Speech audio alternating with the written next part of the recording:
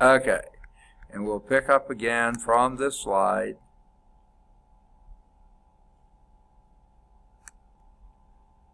I'll try to pick up from that slide.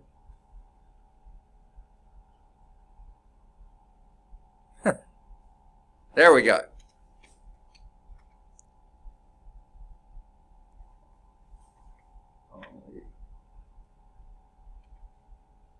Here we go.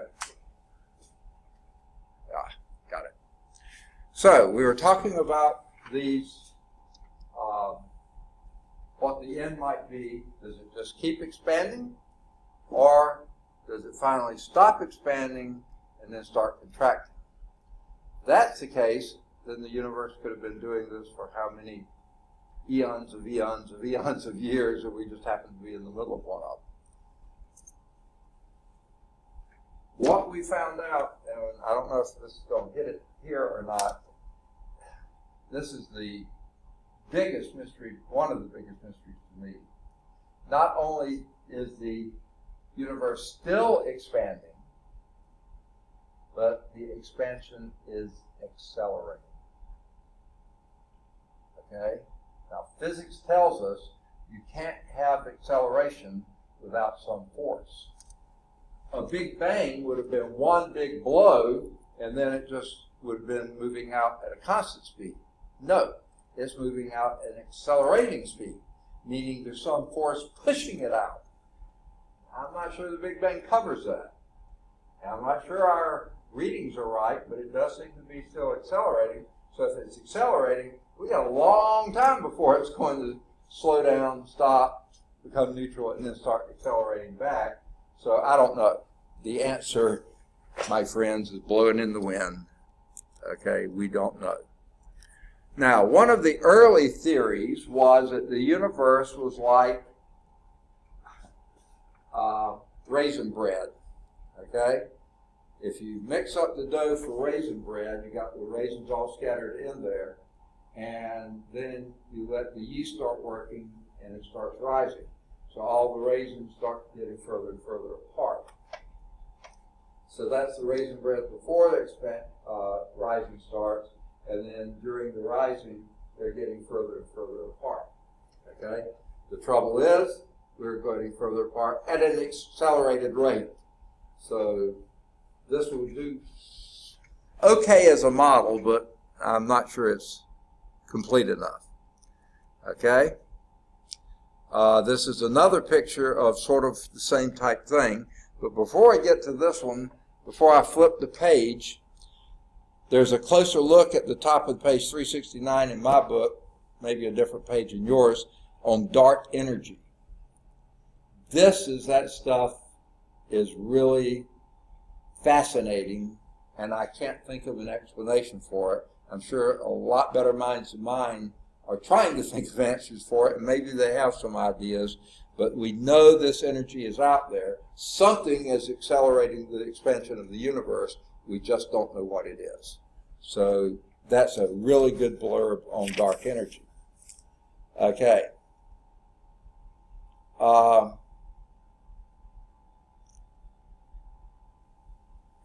If you'll notice this right here, the new book has a figure the old book didn't. By making accurate measurements of the cosmic background radiation fluctuations, WMAP, which is not listed here, I don't know what that stands for, wasn't able to measure density and composition of the universe, providing the best early observation of the distribution of dark matter and dark energy. Sort of a nebulous explanation there, but it is still pretty incredible. Okay. Now, if I'm not mistaken, this part of the new text, I don't remember seeing this in the old text, but it does talk about Hubble's law here. For galaxies that are not gravitationally interaction, Hubble's law allows us to estimate the speed at which they're separating, and Hubble's law states that the speed is equal to the distance between the galaxies multiplied by Hubble's constant, and they give that formula here. and then they give an example. If you've got the new edition of the book, you might want to work through the example. I think it's probably pretty simple. I'm not going to require that, but you might find that interesting. So there's another. Who was Hubble? Who was Hubble's law? This thing on the W map, that would be a good paper topic. The NGC 7814, that's another galaxy. What do they know about it? How did they know about it? You know, there's tons of topics here. We're not out of the first chapter yet. You got plenty more to look at. They mention in this next column, which I don't recall seeing before, 1964, Arno Penzias and Robert Wilson stumbled upon cosmic background radiation. Okay? And so you can write on who they were, one or both of them, how they stumbled onto it, what it's meaning to us. In 2003, the Wilkinson microwave anisotropy,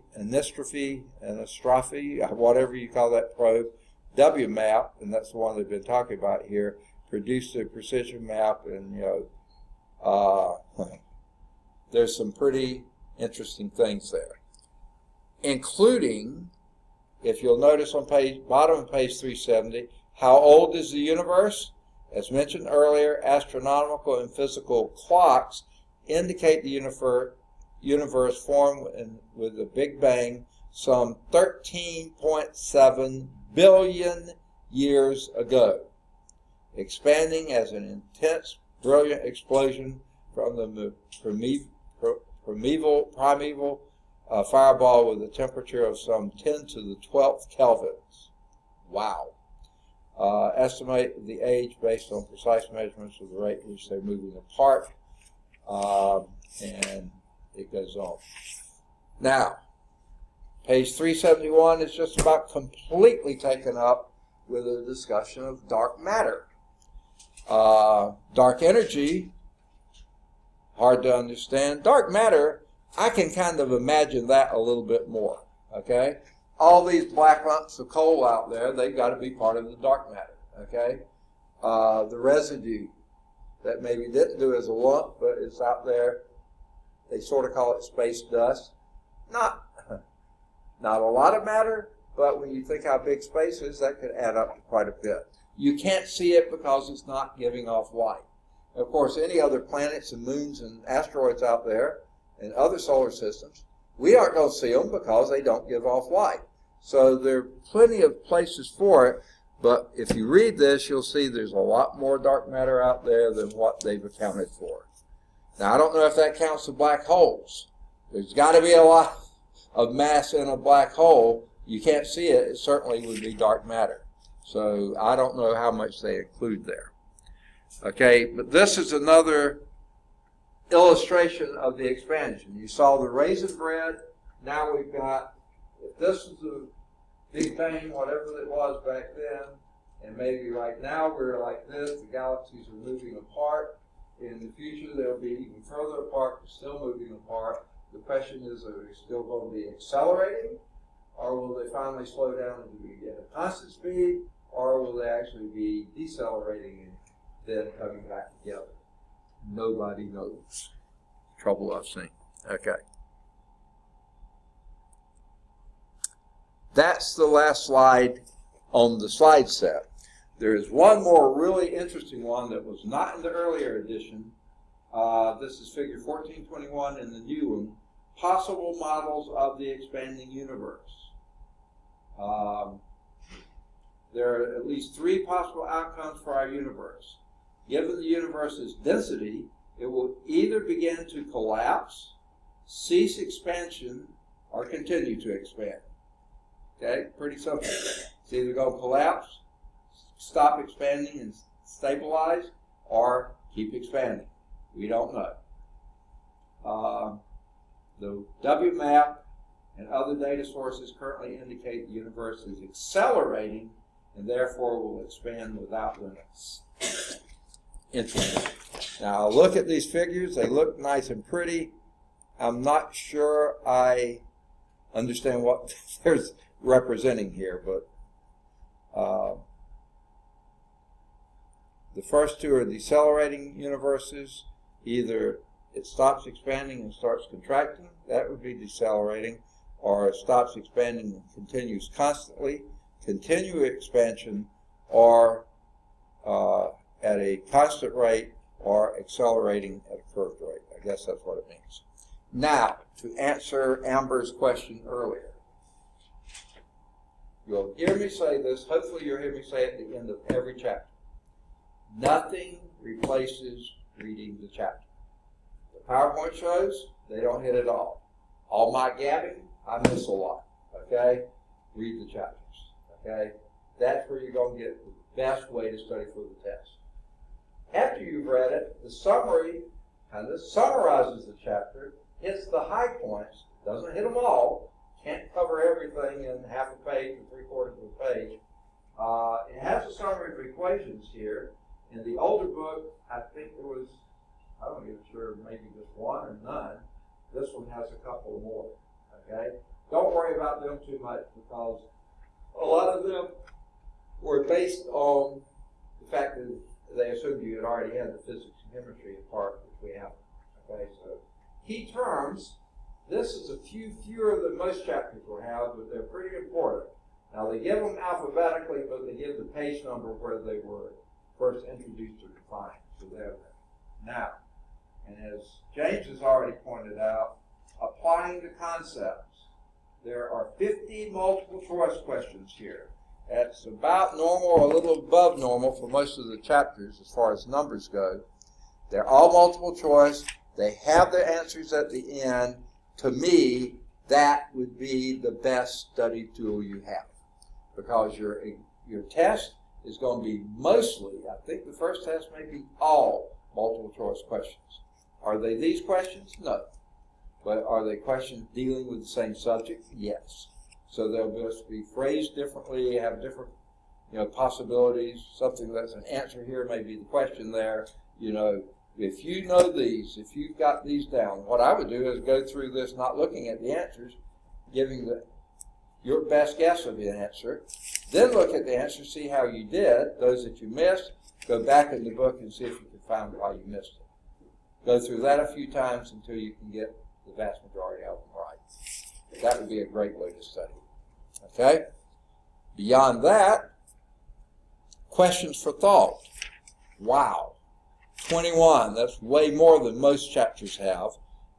These are things to think through. You don't have to write these, but think through, make sure you understand what the answers are. I think you'll see some of the concepts are the same in both of these sets. On the next page for further analysis, there's only 5 there. That's probably a few fewer than normal, but still worth your while to do that. There's an invitation to inquiry, which may actually lead you to a paper topic. It's talking about the Pioneer 10, the first space probe to visit an outer planet of our solar system, and it's been out there a while, and it just keeps going and going, like the whatever the bunny is, whatever that is, Energizer Bunny. It just keeps going. I don't know if it's still sending back information. It may or may not be. The trouble is, the further out it goes, the further it is from the sun, the less solar radiation it can get to recharge batteries and stuff, so it may be past its prime. Now, if you're interested in doing the examples and the exercises that were scattered through the text, then the Group A exercises here are similar to those, and that may be, if you're interested in mathematical type problems, then that may be something. The Group A have their answers in the back if you have one of these books. The Group B do not, okay? That's in Appendix E, the answers to the exercises. It's on page A for appendix, starting on page A52 at the end. Those 15 questions, all those have answers at the back. Okay, so if you're interested in doing that, I don't require that. You're really not going to be responsible for that part on the test, but if this really interests you, go for it. Does that answer your question well enough? Okay. Okay, it's what? 2:10? Is that right? I'd wanted to stop at 1:30. All the crashing of the system kept me from it. So what we'll do, okay, two possibilities here. We can go on and start chapter 15 and finish up the time that we have there, or we can stop and start on the lab. I don't think we'll be able to finish the lab because it's a pretty long lab, probably one of the longer labs we'll have, but it's a small group, so I think we can get a good start on it. Okay, let's do the lab, and then we'll estimate how much time we need to do and allow that. If we need more time next time, we'll allow that after we finish working on 15, then, well, we can actually start the time period on the lab, then go into 15, and then the last 30 minutes do your test. The test will be Tuesday, the last 30 minutes from 3 to 3:30. Okay. All right, now I'm going to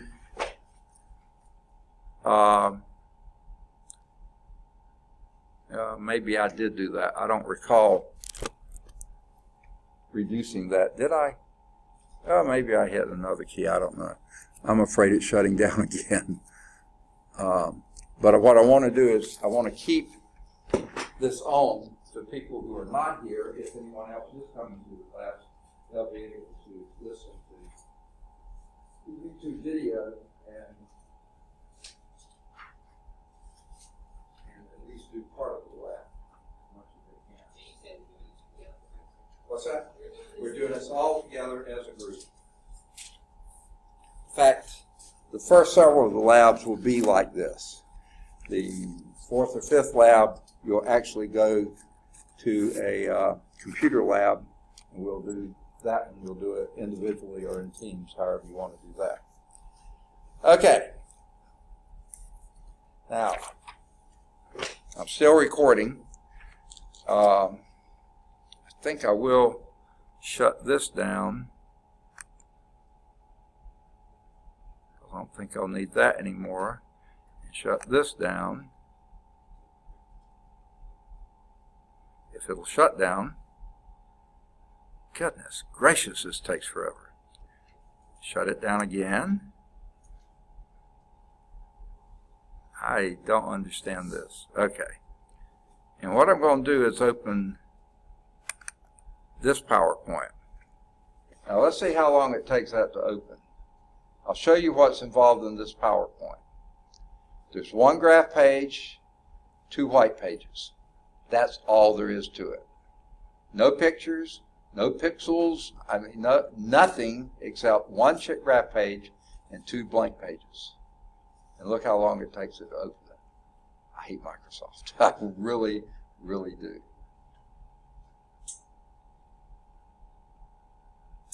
I don't know what could possibly take this long. I mean, the ones we're opening from the class, yeah, they were 2,000, 3,000 kilobytes. Yeah, that would take a while. I don't know. This can't be a kilobyte or two. I mean, it can't be much. And yet, look how much. Processing. Opening. It's doing it a little faster than it did before. What's that? She was not in her office. She had gone to a meeting. So the secretary just said it's on her desk. She said you could take it. Okay, that's page 1. This is page 2. Page 3 just says, it just went to page 3, go back to page 2. That's all it says. All right. But I can tell she cleaned some stuff up. Believe it or not, this is faster than it was this morning. Okay. This is awfully slow, though.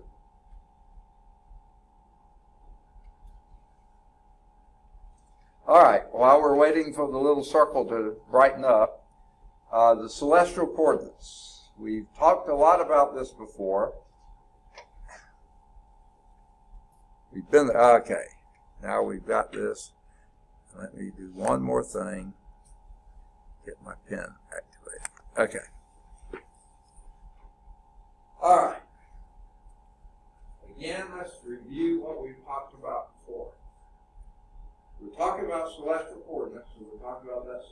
sphere that we imagine the stars are out there on. They're really not. We understand they're not. It's just a model. And on the celestial sphere, the things that we're going to pay attention to is if you face due north, and I'm approximating that, about due north, and go directly overhead, that's called our zenith, by the way, continue that to due south, that is our local meridian. Okay? Now, because the Earth is spinning, that makes it look like the stars, which are really fixed in place pretty much, it makes it look like they move across the sky because we are spinning, they're fixed, but it makes it look like they move. And when they cross our meridian, that is what is called transit. They transit the meridian. That's the highest that star will ever be in the sky. Before that, it's near the horizon. That's the highest it will be, and then after that, it drops off. It's just the nature of it. That's the axis we live on. So that's the transit. Okay? Now, if we were to plot where the sun was, now again, get in mind, picture this, a little Earth here, with a North Pole that's pointing to the North Star, Polaris, that stays fixed in place. We spin about that makes it look like the stars on the celestial sphere turn around us, right? Okay, now, that's the picture here. Now, if that's our north, exactly 90 degrees from the north is our celestial equator. Because that's 90 degrees from the North Pole, 90 degrees from the South Pole. So the celestial equator cuts up like that. Okay? Now, if you were to plot the sun at noon, when it crosses our transit each day, when it transits our meridian every day, plot it every day of the year. Right now, the sun is plotting above the celestial equator because we're in the springtime. Okay? And it's going to keep climbing every day from now until around June 21st, and then the sun will be the highest it ever will be in the sky where we live.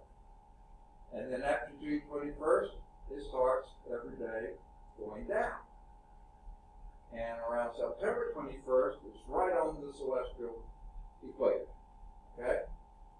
And then when it's on the celestial equator, from then until December 21st, it gets the lowest it will ever be above the horizon at noon. Okay? Now, if you were to plot that, that forms a great circle that right now is above our celestial equator. Later, it will reach a max, then it'll come back, be on the celestial equator, and then it'll be below the celestial equator. If you were to plot that on that celestial sphere, that would be called the ecliptic. Okay? That's the bold word at the bottom of page, near the bottom of page 359. Now, if that sounds a lot like the word eclipse, you're absolutely right. That's where the sun is relative to the stars right now. Okay? And because we go around the sun, think of this, okay, all the stars are fixed in the sky. They're not moving. However, we spin, which makes it look like they turn around us, but we also go around the sun. Right now, let's say we're right here, and the sun's right there. You can be the sun, okay? You're right. Okay? Now, there's some star directly behind the sun, okay? We can't see it because the sun's too bright, but it's there, okay? And then if I go around the sun some more, say June or July, you're in front of a different star. The other star's over there. You have eclipsed another star. And I keep going around you. So in time, we've gone all around that celestial sphere, and the sun has eclipsed different stars around. That ecliptic is above the equator now, celestial equator, and it will continue to get further above until June 21st or so, and then it'll start coming down. September 21st, it'll be back on the celestial equator, and then December 21st, it'll be as low as it'll go, and it'll start coming back up again for March 21st. That's the eclipse. It's the stars that the sun's in front of because of our motion around the sun, that forms that imaginary eclipse. So let's look at part A. This is on page 360. Let's call the fixed point about which the sphere of the stars turns our celestial pole. We also call it the North Star. We call it Polaris. We have all these names for it. That star never moves. All the other stars seem to go around it. Well, actually, it's on our axis, so it stays fixed. The other stars are in place. We're just spinning around it. Okay? The direction on the ground toward that fixed point is called north. If we're in the northern hemisphere, if we're in the southern hemisphere, a different fixed point is apparent, and that direction is called south. We can't see that south. And guess what? I said this before. There is no south polar star. There is a North Pole star. We call it Polaris, the pole star. In the southern hemisphere, at the South Pole, it's just a big void. There's no stars there. I mean, nothing. Okay, so there's no star we can say is our south polar star. But there's a point there. We just play. Now, we will be doing this a lot. If you see the figure at the bottom of the page, it says here, prove that the angle alpha, call alpha, okay? I'm going to try to draw this, okay? You'll see several renditions of this. This is our actual globe here. Not a very pretty picture of it. And we're standing right here in Bessemer, Alabama, okay? That's where we are. Now, Bessemer, Alabama is about 33 degrees north of the celestial equator. So here's our equator, here's that. 90 degrees from that, from the celestial equator, is the North Pole. Okay, we're about a third of the way up from the equator toward the North Pole. Now, my picture's not very accurate, but something like that. Okay? Now, let's draw the celestial sphere. Okay, there's our horizon, and we'll draw a celestial sphere that does something like this. Directly overhead, what do we call that point? Zenith. That's our zenith. Okay, directly 30 degrees, 33 degrees or so from that is the celestial equator. Just like 30 degrees from where we are is the equator. So there's the celestial equator right there. Okay? And this is about 33 degrees or so. Now, where's the North Star? By the way, this is north, this is south. North Star, 90 degrees from the celestial equator. I don't think I have it quite 90, do I? Let me try to improve that a little bit. Okay. I'm no good at this, so bear with me. Does that look a little better? So we'll call this Polaris, North Star, whatever you want to call it. There it is. Now, it says prove that the angle alpha, which is our latitude, this is our angle alpha here. That's our latitude. How far we are in degrees from the equator. Our latitude. We talk about this all term, you know, pretty much. Okay? So that makes this angle what?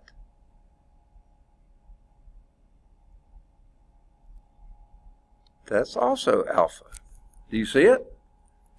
The angle between the equator and our latitude is the same as the angle between the celestial equator and our zenith. Right? Because the zenith's right above us. Celestial equator is in that direction. This angle is the same. That's also alpha. Right? Now, so it says prove that that angle alpha, that is our latitude, is in fact the same as the angle alpha of the north celestial pole above the northern horizon. Why in the world would that be true? Well, let's see. That's what we've got to prove. Okay? And do y'all have any ideas how we can go about proving that? Okay, I'll give you a hint. I'll ask you a question, you tell me. What do you think the angle between the celestial equator and the North Pole would be? 90 degrees, because of the celestial equator. The equator is always 90 degrees from the North Pole. That's by definition. It is on the Earth and it is on the celestial sphere as well. Which makes this angle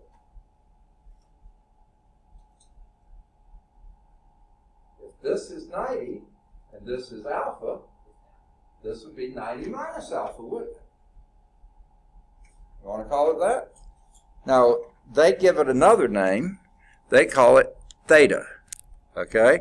Actually, they call this angle theta. That's the distance between the South Pole to the celestial equator. That's theta. And that is also, because guess what? Between our zenith and the south horizon, that's also 90 degrees, right? So that would make this angle theta 90 minus alpha, wouldn't it? Agreed or not? Okay. Well, that would make this angle theta, which is 90 minus alpha, wouldn't it? And guess what this angle is between our zenith and due north?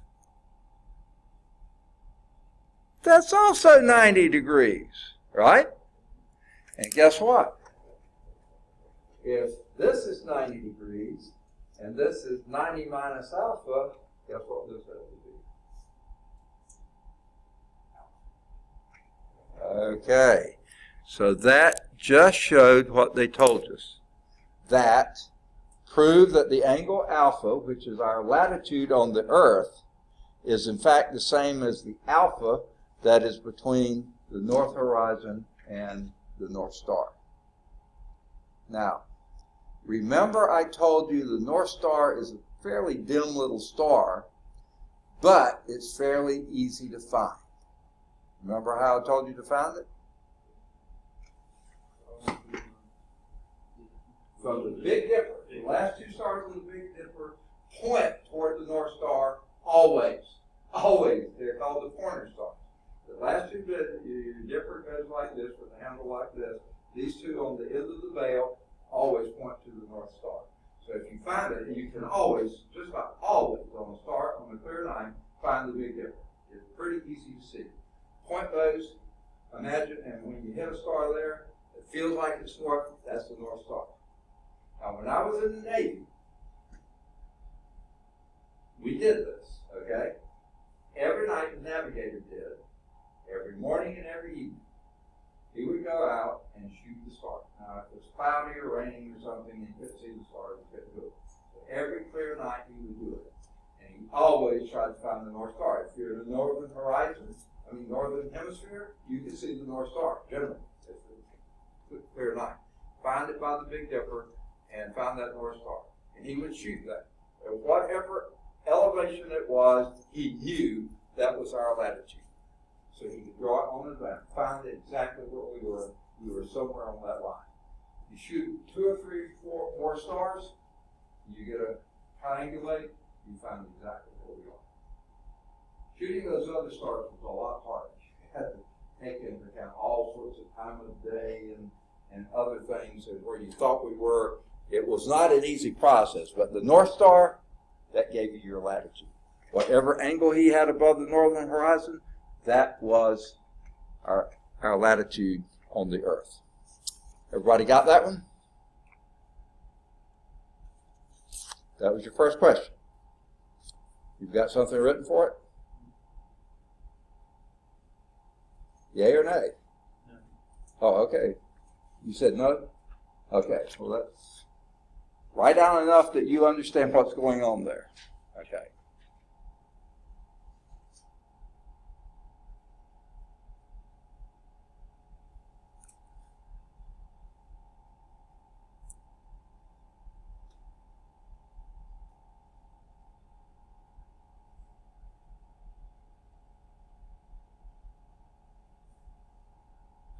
Now, my picture stinks, I admit that, so live with it, okay? Get over it.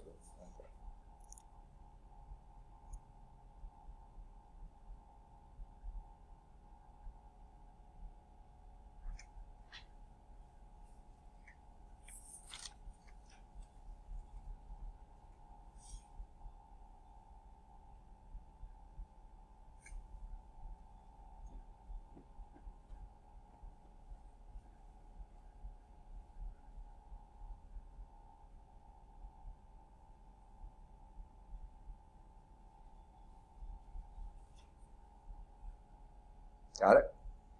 All right. Now, while you're looking at that, let's look at question number 2.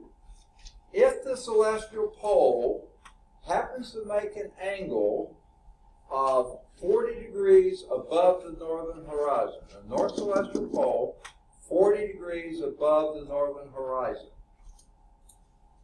what angle above the southern horizon does the celestial equator make? If this is 40, what does this have to be? 50. 90 minus alpha. Exactly. So that would be 50 degrees. Does that make sense? Okay? Now, let's suppose we're at Quito, Ecuador. Yes. I'm sorry. Okay. I'm sorry, I can't change this. This is at 72 degrees. They don't let me change it. There is nothing I can do to change it. There's somebody you can call and they can adjust it. They can? Yeah. Okay. Okay. I'll go down to my office and see if I can call somebody. Let me pause this for just a minute and go call. But I mean,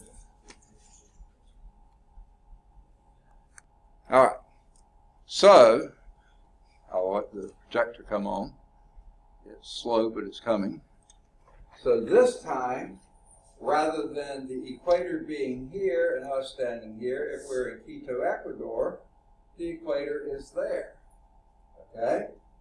And if the equator is there, celestial equator is there. And that should answer your question. Suppose you're in Quito, Ecuador, latitude 0.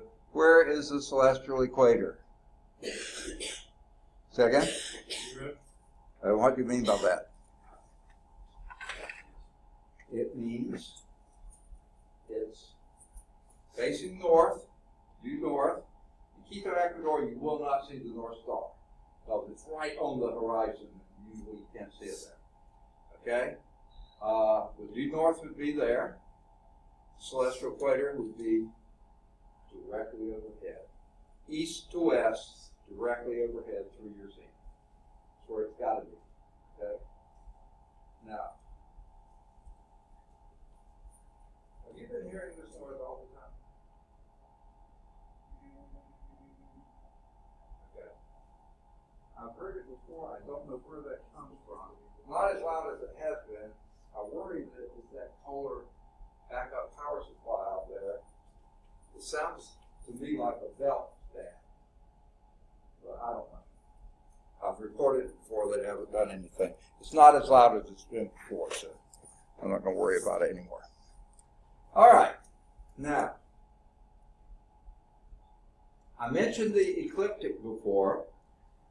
If you're in your lab on page 361, the ecliptic is a circle on the celestial sphere that is tipped at an angle of 23.5 degrees to the celestial equator.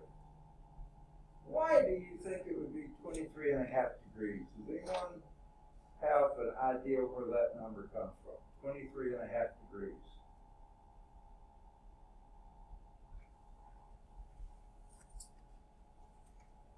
Do you notice something here?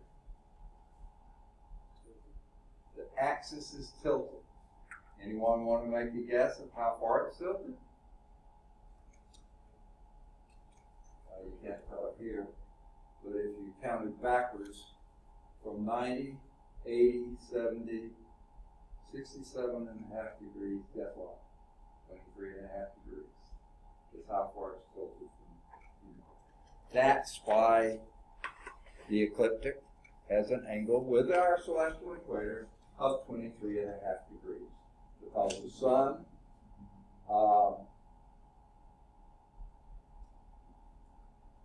okay. This time, James, can you be the sun? You feel hot today? Okay, never mind. Okay. All right.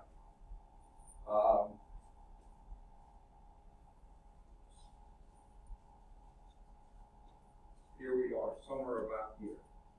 Okay? And you see right now, you're above the equator. And as I may have this point, or not like this. Right now, you're above the equator. Okay? And then when we move on around here, you're going to be the maximum above the equator, which is 23.5 degrees, June 21st. Then when we move on here, you're going to be back down about like we were here. And when we get over here, you'll be right on the equator. And then when you get home back here, that's September 21st, by the way, you'll be here. Now you're going to be below the equator. So the sun forms this circle, great circle around the celestial sphere, just like it does here, and that is at 23.5 degrees, and that's the picture you see there in the thing, 23.5 degrees. Now notice those 4 points they make on here. I pointed them out to you just then. When the sun's at its max, okay, this is the celestial equator, because remember we're tilted. Okay, there we are in the middle, and there's this.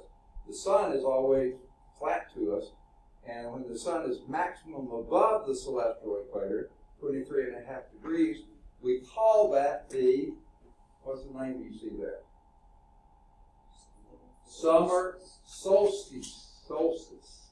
Okay? What does solstice mean? Okay? S-O-L. That's not something you send on Twitter. S-O-L stands for solar, sun, sol, sun. Okay? Now, remember when I was describing it? Every day up until June 21st at noon, the sun gets a little higher in the sky.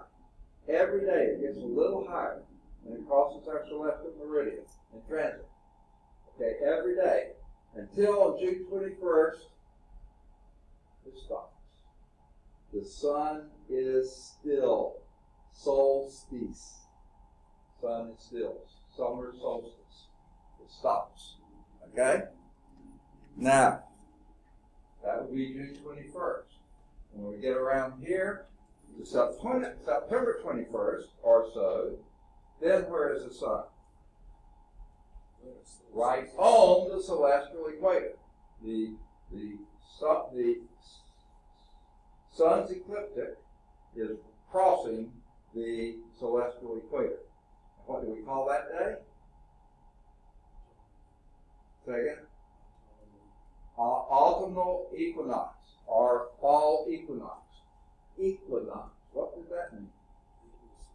Equal what? Equal night. Nox, night. See what not? Okay, night. It's almost a German word for not. Night, not. Equal night, equal day. 12 hours day, 12 hours night. 12 hours sun's up, 12 hours sun's down. Everywhere on the globe, on autumnal equinox around September 21st, 12 hours of daylight, 12 hours of darkness. Okay, when else will that happen? Vernal equinox in the springtime. It just happened 2 months ago in March. March 21st, 12 hours of light, 12 hours of darkness. Equal night, equinox. Okay? Then it moves on around, and then when we're back here, tilted away from the sun is as low as it can go. And what do we call that? December 21st?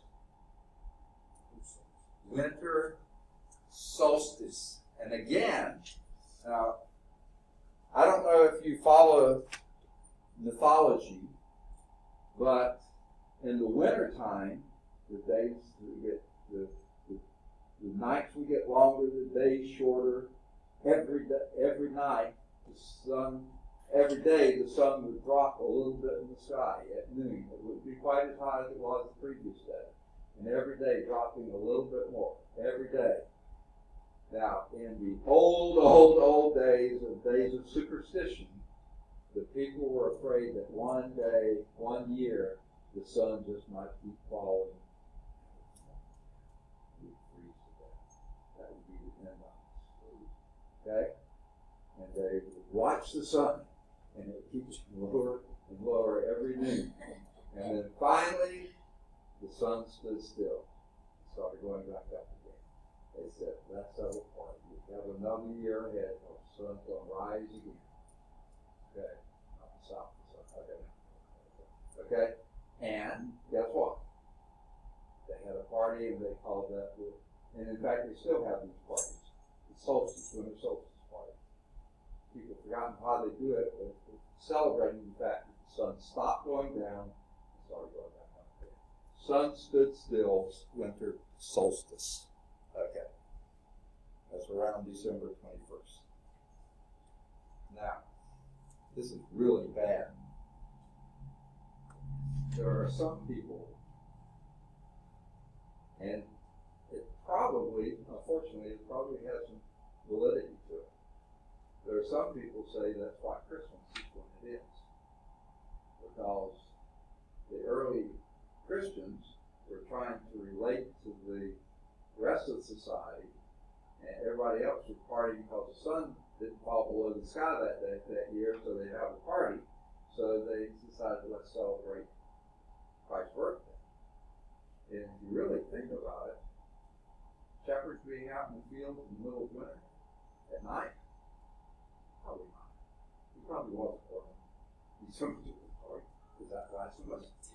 But they just did it so they wanted the celebration of his coming to match the celebration everybody else was doing something else and sort of carry over and then the mother sort of. I don't know if that's true, but I've heard that proposed. Shepherds really go out in the middle of winter at night, or didn't the sheep keep the sheep at home in the warmth? I don't know. We won't get into that. Okay, I just did that. Okay, never mind. Okay. Now, I have a couple of other pictures here. I'm not about to draw them because I don't draw that well, so I'll let you look. On page 362, if you think about it, in the summertime, the sun is above the celestial equator, closer to being overhead. So in the summertime, in fact, around June the 21st, that's the time at noon our shadow is going to be the shortest that will be on any noon in the year. In the wintertime, when the sun is low in the sky, below the celestial equator, even at noon, our shadow is going to be the longest it ever will be. And that's what they're showing here. Now, because the sun is above the celestial equator, it rises a little bit north in the summertime, north of east. I'm going to point it the right way. It goes up the highest it'll be and sets north of west. Okay? And sure enough, I know that's true. Our house faces almost due south. Okay? Meaning the back side of our house is due north. And that bathroom window, God, my wife's crazy. Every night I go through and close the blinds all the way. Well, that's partly privacy, but also partly to add another layer of, not insulation, but sort of just keep airflow right off the window. Because if we're cooling the house, we don't want the heat to come in, and if we're heating the house, we don't want the heat to go out. Okay, so I close the blinds at night, but in the daytime I open them so we can get maybe a little bit of light and maybe solar radiation coming in.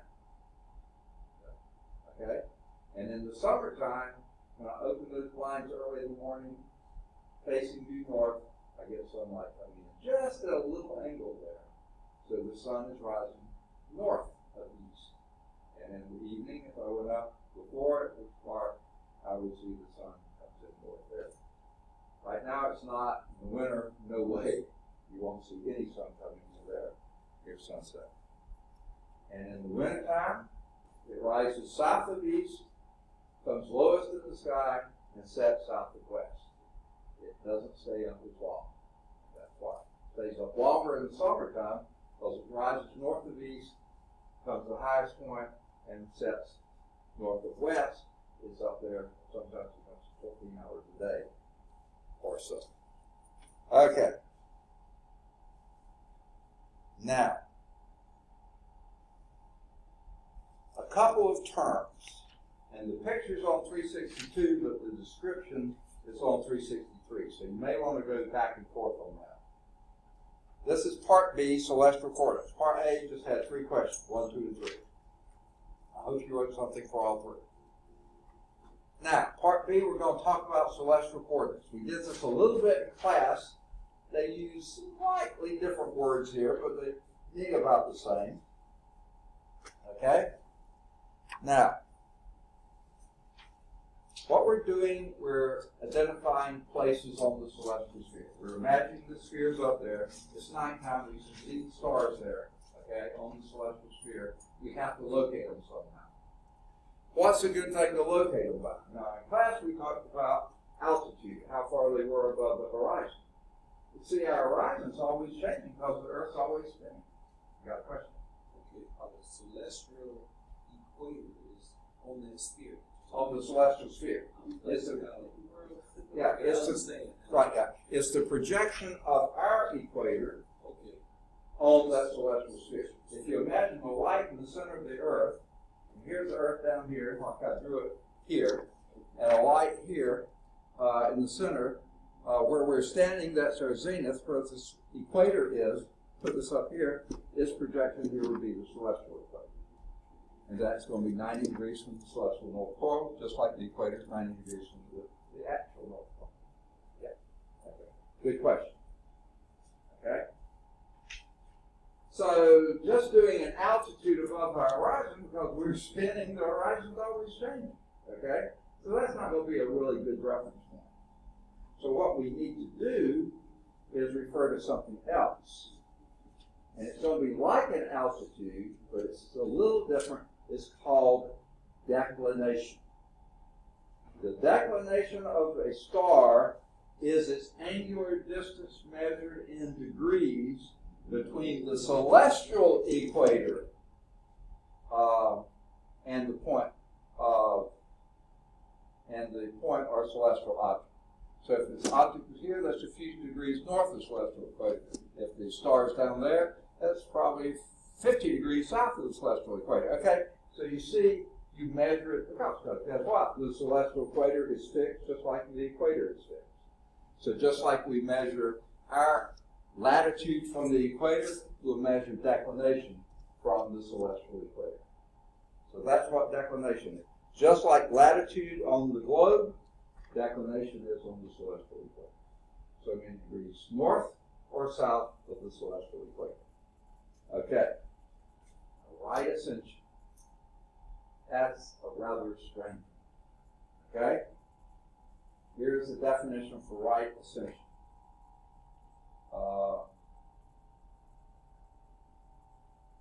The right ascension coordinate is a bit more complicated. What an understatement. The right ascension of an object is the angular distance measured along the celestial equator between the vernal equinox. Now, what's true about the vernal equinox? What's always true about the vernal equinox? What crosses it?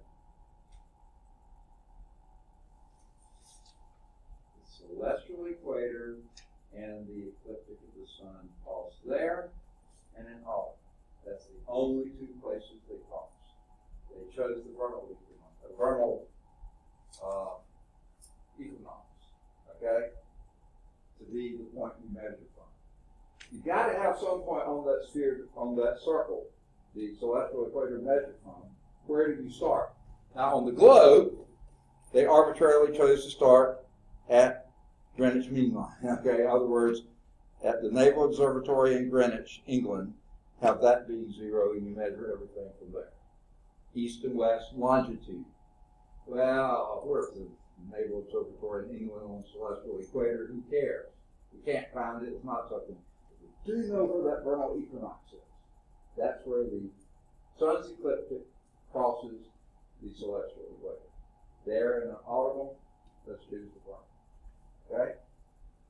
So, that's what we choose from.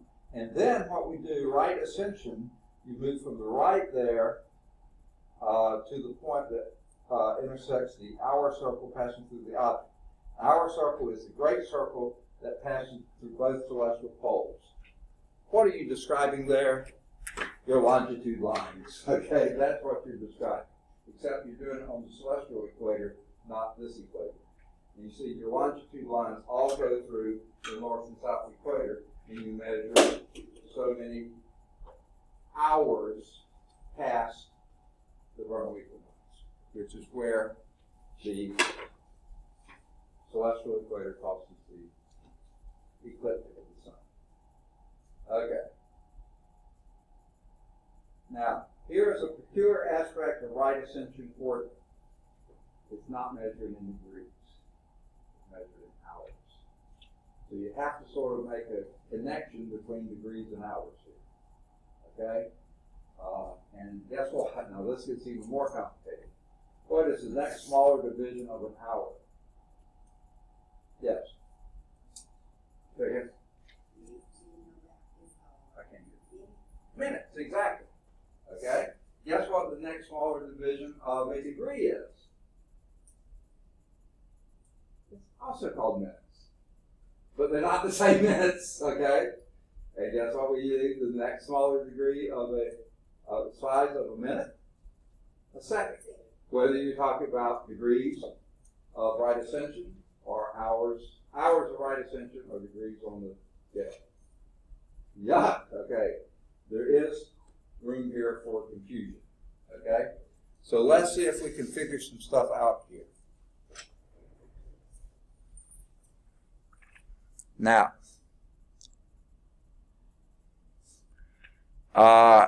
I'm going to wish I kept this on the board, but I do need the board to write with, so I'm going to clear this screen and do these calculations. Okay. You tell me how many degrees there are around the globe. 360 degrees. Excellent. Excellent. 360 degrees, one trip around. Now, let's picture the sun going around there. How many hours does it take, and it's really not the sun going around, but we're spinning around. How many hours does it take? 24 hours. So 360 degrees is equivalent to 24 hours. Okay? And that would be hours of right ascension. 360 degrees is equivalent to 24 hours of right ascension. This is degrees of arc, and this is hours of right ascension. Okay? Now, question number 4. How many degrees of arc, so this is what we're looking for, how many degrees of arc would then be equivalent to 1 hour of right ascension? How do you think you're going to do that? Basically, it's a proportion. Can you see what you would do to get that? How did you get from 24 to 1?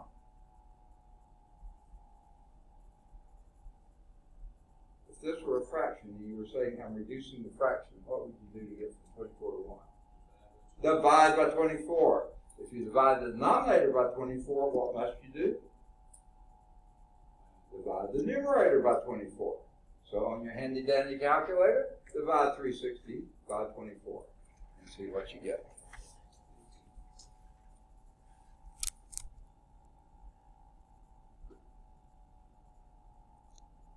If you don't have a handy dandy calculator, you could even do it by hand. 15 degrees of arc is equivalent to 1 hour of right ascension. Do you see how you got that? All right, good deal. next question. How many minutes of right ascension are equivalent to 1 degree of arc? Wait. Yeah, okay. How many minutes of right ascension are equivalent to 1 degree of arc? Well, this is a ratio we have here of 15 degrees of arc. And how many minutes is 1 hour? 60. So that's equivalent to 60 minutes of right ascension. Would you agree with that? All we did was change 1 hour right ascension to 60 minutes right ascension. You okay with that? Now, how do we get this? I guess I shouldn't use equals here. Yeah, I'll use arrows, okay? How do you get that? And it says how many minutes of right ascension. So this is what you're looking for. Minutes right ascension are equivalent to 1 degree of arc. Okay? Kind of the same way we did before, isn't it? How do you get from there to there? Divide by 15. 15 divided by 15 is 1. So if you divide the numerator by 15, we also divide the denominator by 15. So what does that give us? 4. You're absolutely right. 1 minute of arc is equivalent to 4 minutes of right ascension. Very good. That was question number 5. Y'all writing them down? Good. Now question number 6. How many minutes of arc are equivalent to 1 minute of right ascension? Ooh. Let's take that last one we had there, 1 degree of arc. How many minutes are in a degree? 60. That's equivalent to 60 minutes of arc. And we just said we're equivalent to 4 minutes of right ascension. Now they write the M's up and down in all these places. I just write them out, okay. And what we're trying to do is find out how many minutes of arc. So this is the unknown. Minutes of arc are equivalent to 1 minute of right ascension. Guess how we're going to do that?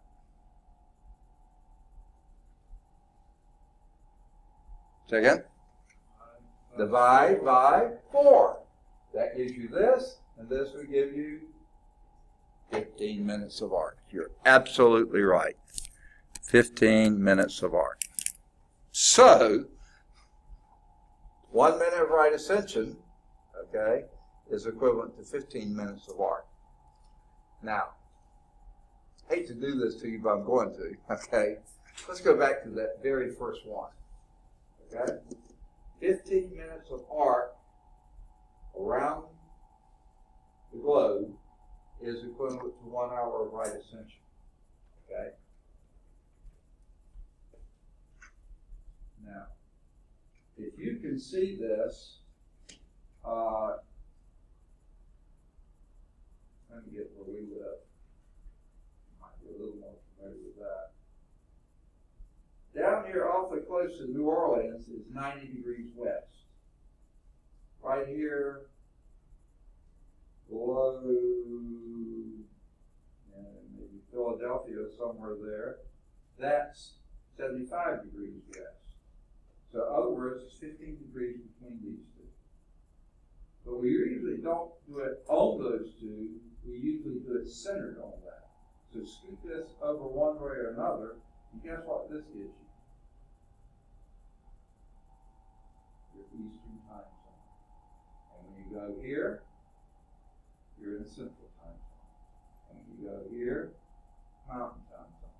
And when you go here, so you see this 15 minutes of 15 degrees of arc accounts for an hour change of time.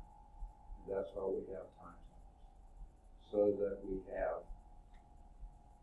our noons are about noon, because we're 15 degrees apart, approximately. Now, we'll talk about this in a later chapter. They've adjusted that geographically so things make more sense. Like we don't want one side of one city to be on one time zone and one on the other. So we'll even move them along state lines sometimes. Like the Georgia-Alabama state line, even though it's not really where it should be, that's where the difference is. So we adjust it for local continuity. Except in some places. Y'all familiar with a little town called Opelika, Alabama? Okay. What is that across from? Do you know? State line in Georgia? Columbus, Georgia. It's pretty good sized city. Opelika is pretty small. Now, I don't know about Opelika in particular, but somewhere in that area there, because a lot of people drive across the state line to go work in Columbus, that part of Alabama actually acts like they're on Eastern time zone. Even though technically they're in Central, those little communities there that almost totally go across to Columbus, they just consider themselves Eastern time. So even within states, sometimes there'll be changes because those people spend most of their waking hours in the other time zones, so they just set theirs. Okay. That's celestial coordinates, page 363. Now, we don't have a celestial globe. Sorry, wish we did. If we did, we could turn them around and play with these things. We can't. But when I visited maybe the first time, the Birmingham Southern Planetarium, very nice lady there gave me a star and planet locator, which we can use instead of having a celestial globe. At the planetarium that we'll go to at Sanford, that is sort of like a celestial sphere. We can't afford one, okay, so we don't have one. We'll use this instead. So I'm going to do the first thing for you. Rather than globe, we're going to use the star finder. And what we're going to do is giving us some locations. Okay, now I'll do the first one for you and show you how it works. I want you to remind me, though, what does declination measure? Remember? You have to turn back a page to actually find it. What does declination measure?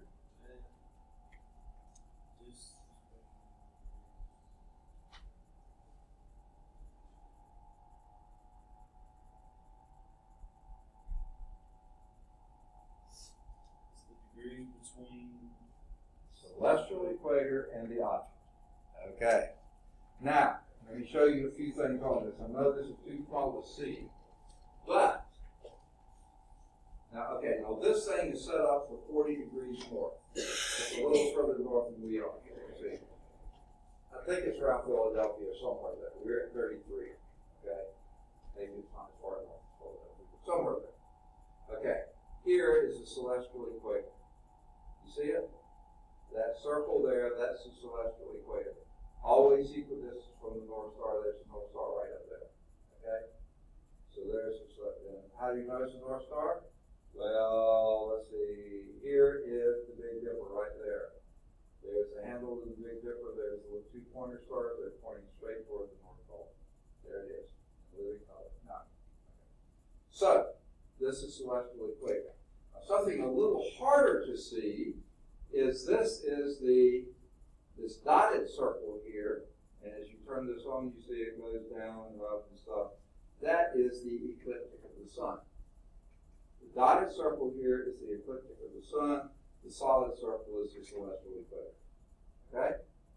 So, on your page 364, they give you right ascension and declination. We're going to start with declination. Okay? Now, because I know, actually, where does right ascension measured from? Oh, wait, no. We want declination. Okay, sorry. Declination. No, I'm sorry. We will start. Sorry, I said it back. We'll start with right ascension. Where is right ascension measured from?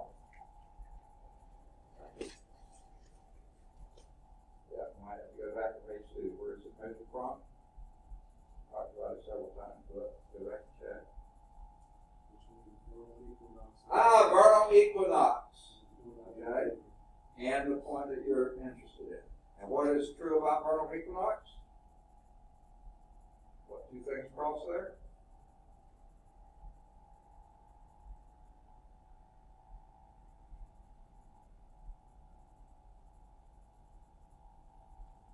On the vernal equinox, the sun is, in other words, the ecliptic is right on the celestial equator. That's why it's equinox, equal day, equal night. You're right there. So, celestial equator, the solid circle, the dotted dash circle is the ecliptic of the sun. Line those up until they're right on the money there. And that's where we'll start, except I've got this upside down. Here we go. You got to move it over here. This is where you line up this hole up here, which is the North Star, with where you are, the stream hole. Okay, so you got to bring that. You see it? There's where the ecliptic crosses the celestial equator. Right there. Right on top of it. And you look down here, March 21st. Now, you can't see it. There's February, there's April, so that's March 21st. That's where you are. March 21st, they cross. Now, what does that first right ascension say? 6 hours and 43 minutes. You see it? So we count from here, right ascension, 6 hours, 43 minutes. Well, they have it done for you. That happens to say noon here. Okay? So we count from here. 1, 2, 3, 4, 5, 6, and 43 would be somewhere right in there where we can't read a thing. Okay? But let's make some guesses here. The last date I see on here, and there's a given a date, that's June. That's the 30th. So we're just about here. Let's just say July 3rd, maybe? Just make a guess. So we turn our thing until July 3rd is there. There's June, July, and we're just guessing on the 3rd. We may need to adjust that some. Okay? Somewhere in there. Okay? And what is the declination? Tell me again what declination means.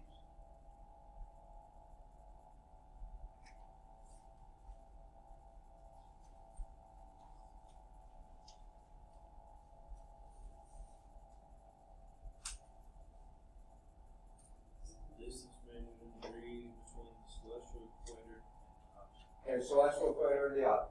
And this said, what did it say? Minus? You tell me, I don't know. it was 16 minus 16. Minus 16. Okay. Minus 16 degrees, 39 minutes. That single digit minute. So minus means it's south of the equator. There's the North Star south of the equator. Now remember, we said this was set up for 40 degrees north. So how many degrees are between the celestial equator and the horizon down here? At 40 degrees north, that would be, you answered this earlier, 50. Okay? So we're trying to divide that. This is 0 to 50, and we're going minus 16 degrees. So that is going to be about a third of the way, right? About a third of the way down. Oh, wait, there's a really bright star there. What star is that? Do you see?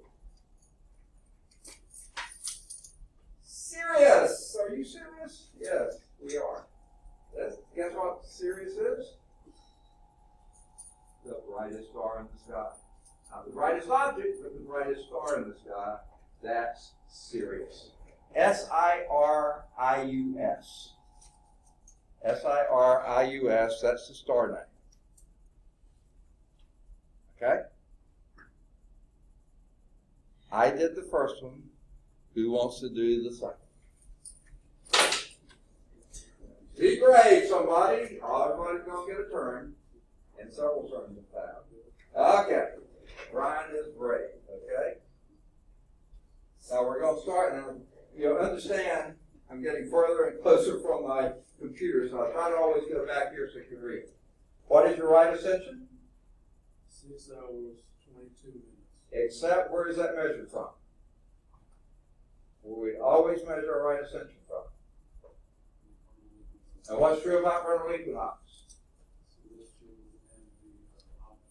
And the celestial equator and the ecliptic cross there. Okay? Now I see them crossing here, but that's in September, August, September. So it must be here, so spin it this way. Here you see, there it is. You see where they cross? Spin that around until it lines up with your hole. See them do it? Yeah! Right at it, and that should be right around March 21st, is it? Where's it go? Okay, now, you're not in the hole. Yeah, you are. You over here, okay. Yeah, March 21st, right? Okay. Now, right ascension, you actually move to the left, okay? So 6 hours and 22 minutes. So we count off. 1, 2, 3. Yeah, you're counting around this way. I think your thing moved out, okay?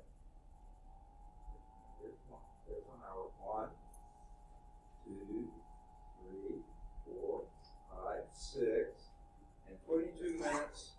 That's going to be about a third of the way. And that's about a third, so it's right above that line right there. No, not that one. Just estimate that. Here, what is that about? June the 27th. Okay, spin this around till June 27th down there. Spin it around till that star is down there. Not lower.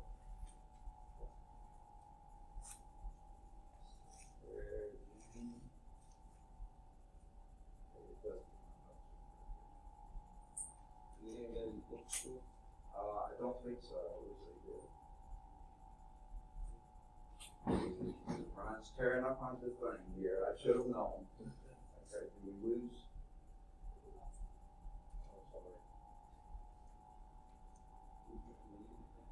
How are y'all on temperature? You're okay? Should we close windows now? Are you more comfortable with them open or closed? I can't tell much difference only I feel it's more humid.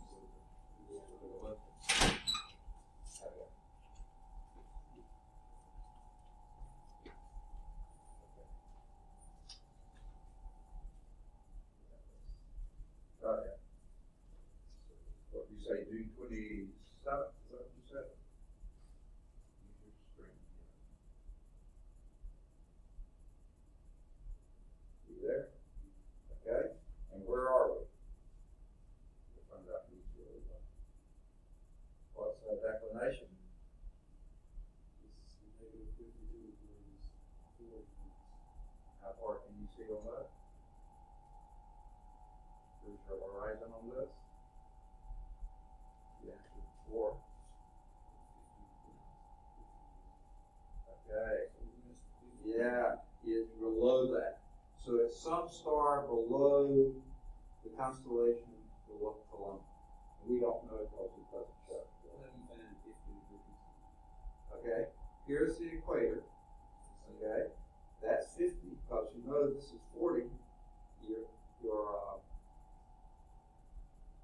This is set up for 40 degrees north. So you know from the calculation we did before, from the southern horizon, which is what this is, to your celestial equator is 50 degrees. So you're something below that. You don't know how far, but they don't show anything. I even lifted to look, there's nothing down there. So just say some star south of constellation Columbus. That's all you can say. Some star south of Columbus. That's all you can say. But guess what? You'll never see it here, okay? Or at 40 degrees. We're at 33. Yeah, we might be able to see that. We would see down to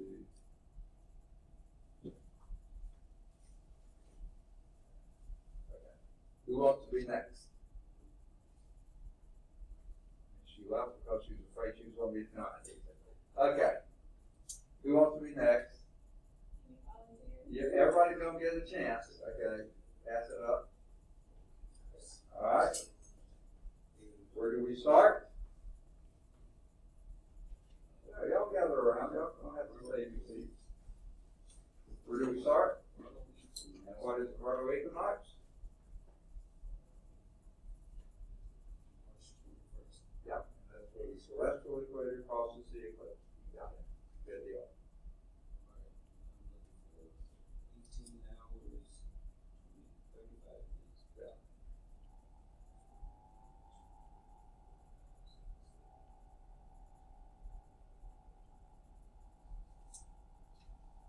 $45 minutes. 35 minutes, so about half. So that's about halfway. Looks like right about, what month is that? December 30th. So, see? Halfway, it looks right around. So if you twist December 30th around, so it lines up.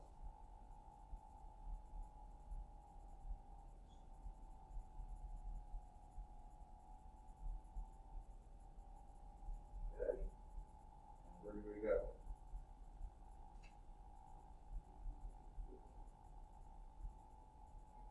$38.44. Now, it's 90 degrees from the equator to the North Star. So 38 is going to be a little over a third. So find the bright star a little over a third. Oh, look at there. I think that's probably mega. What happens in Vegas stays in Vegas. So No, did you like add Ramsey County, or did you? What's that? With the 38, did you add Ramsey County? No, what you do, you between the equator and the North Star, which is the hole there, you imagine that's 90 degrees. 38 is between a third and half of that. Okay. So that's hard to check. Oh goodness, she's already going. Okay. Where do you start? Okay. There's certainly an equinox there. See where they cross? Okay. And it should be March 21st or so if you find that to be the case.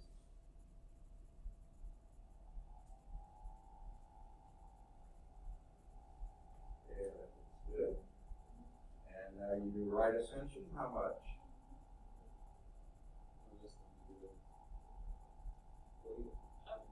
Yeah. Yeah, this is the ecliptic dotted line, solid circle is the equator, celestial equator. 9 hours, 12 minutes. 2, 4, 5, and a little bit. About, so guess what date that would be? Looks like it's maybe early June, 10th or so. Okay, let's go back to June 10th and see what we get. You may have to fudge a little. I'm going to start doing that.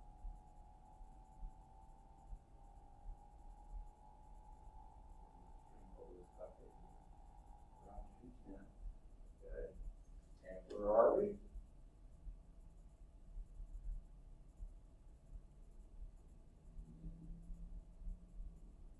Minus 8 Minutes. So it's not too far below the celestial equator. There's the Oh boy, yeah, there's zero just below it. There's a pretty bright star. What's that? Rigel. Okay. I think that's how you say it. Rigel. R-I-G-E-L. What's that? I said I didn't want to say it. It come out wrong. Okay, it doesn't matter. That's where I'm called. As you heard me call your names. Okay, you're right. All right. So you start with the vernal equinox. And that's the celestial equator And the celestial equator is a solid circle, and the ecliptic is a dotted circle there. So right on the line. Okay, and that should be right around March 21st, is it? Okay, good. Okay, and where do you go from there? 7 hours, 37 minutes. Okay, 7 hours, 37 minutes. 1, 2, 3, 4, 5, 6, 7. 37 is just over half. And we'll guess that's around July 15th or so. You see that? July 15th, so from July 15th around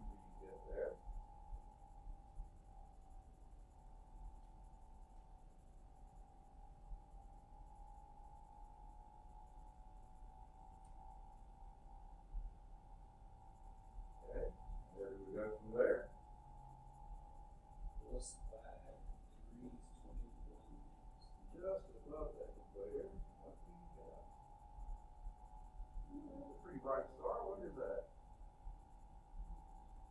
Procyon?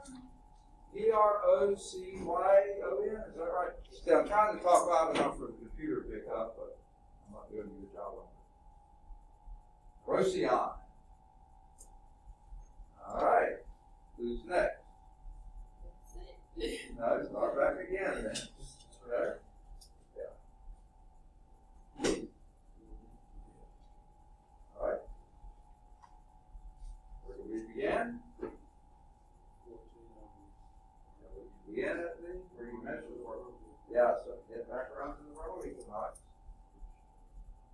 First, which is where what happens? Celestial, the equator, and the ecliptic cross. See if you're on that? Yeah. And what 21st? 14 hours and 36 minutes.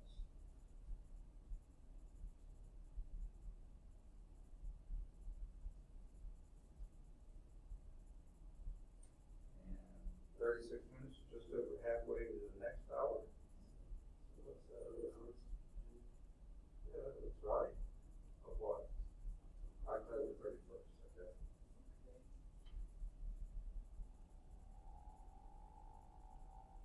Okay. How does he do this?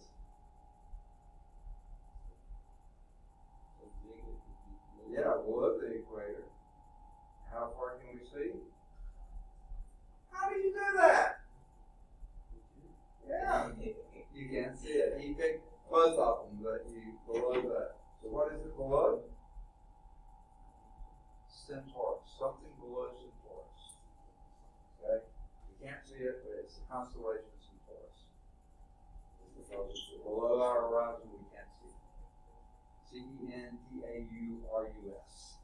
Centaurus. Some star below Centaurus. And it's about 10 degrees below it. We can't see it.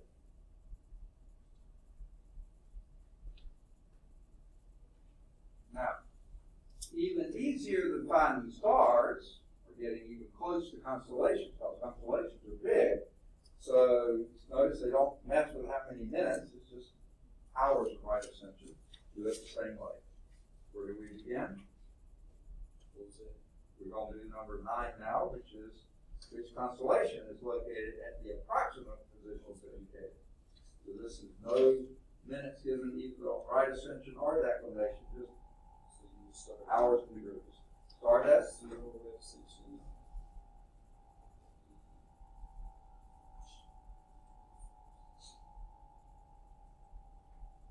Where the ecliptic crosses the celestial equator. Okay, very good. Where do you go?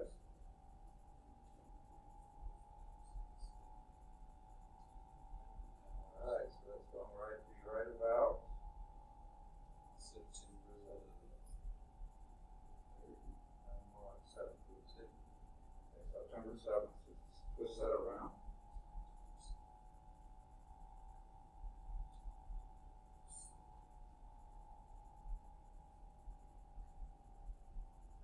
There. Okay. And plus 50. So the whole thing is 90. So you go a little over halfway. What constellation do you seem to be in? Well, it's Ursa Major is the constellation. Big Zipper is in that constellation. So Ursa Major. URSA MAJOR. Ursa Major. What that means is Major means big, and Ursa is bear. The big bear. And the Big Dipper is in the Big Bear. Okay? Who's next? Okay. Where do we begin? March 21st, which is? It is 0 degrees ascension, right? Yeah. Well, yeah, that's 0 degrees right ascension. And that is also, and we don't have 0 hours right ascension. Hours. So Yeah. it Right is ascension hours. And it's the vernal equinox, and it's also where the celestial equator crosses the ecliptic in the spring. March 21st. Okay.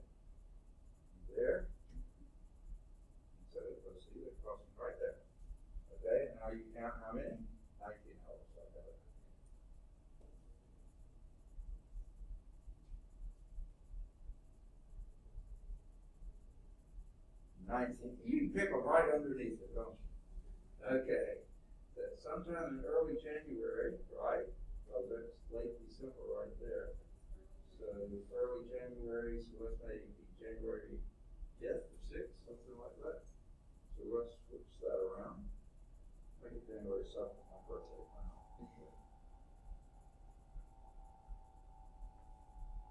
So that's basically saying that on January 7th, at 0 degrees, well, at vernal equinox, that star will be so many degrees, right at 0. Okay. All right. No. Okay.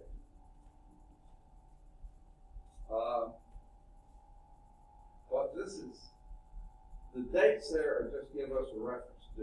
What we're looking at is a portion of the sky. Yeah. Okay?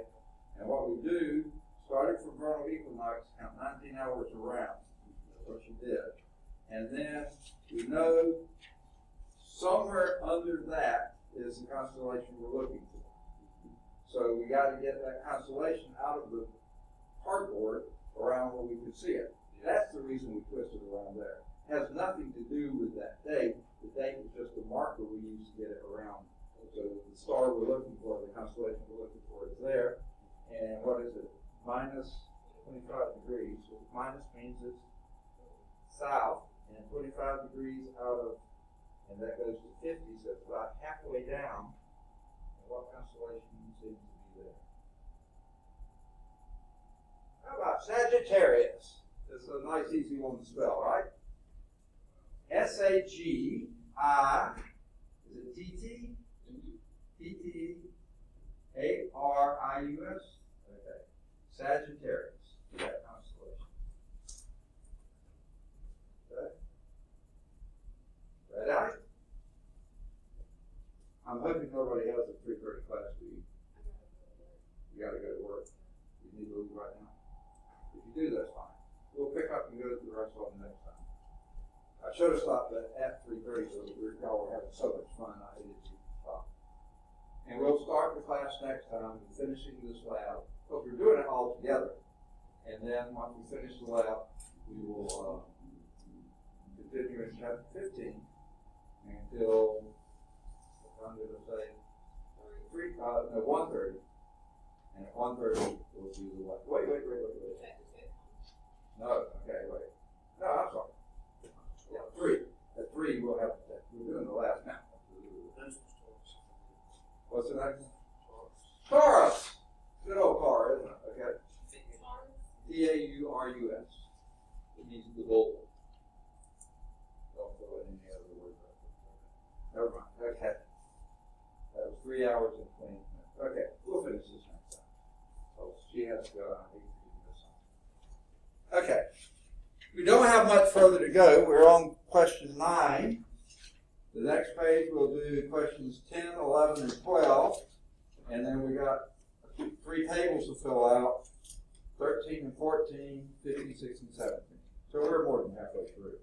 Well more than halfway through, time-wise. Okay? And we'll take as much time as we need. So we'll start class with the lab, and then we'll move from there to chapter 15, and then at 3 o'clock we'll stop chapter 15 and have the test on 14. Okay? Good deal. I'm sorry, Doctor. Yeah, that's all right. Spread a little bit. Huh? What's that? Oh, absolutely. Yeah. Okay. All righty. Okay. I don't know if all that recorded, but I hope it did. I had to move around the classroom a lot.